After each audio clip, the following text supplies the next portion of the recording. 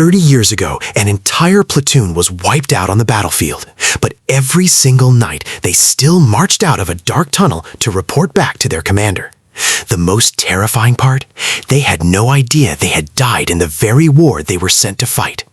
Night after night, the pale-faced soldiers stood in perfect formation, saluted, and delivered their battle reports as if the war had never ended. Strangely enough, their commander was still alive. He was the only survivor of that battle, and had spent the last 30 years haunted by unbearable guilt. Every time the soldiers appeared, his body trembled.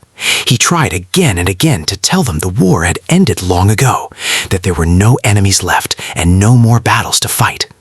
But the soldiers never answered. They simply stood in silence, waiting for one final order. At last, the commander understood.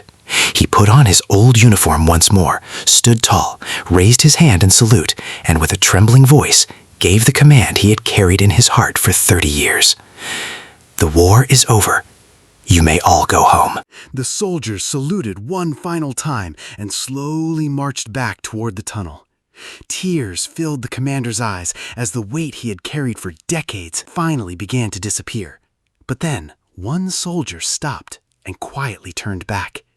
In a trembling voice, he asked, "Commander, am I really dead?" Pointing toward a faint light in the distance, he whispered, "That's my home. My mother is still waiting for me, isn't she?" The commander's heart broke. Fighting back his tears, he gently replied, "Your mother wants you to rest peacefully now."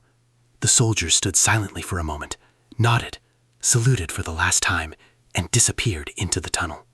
That night, for the first time in 30 years, no soldiers ever returned to report for duty again.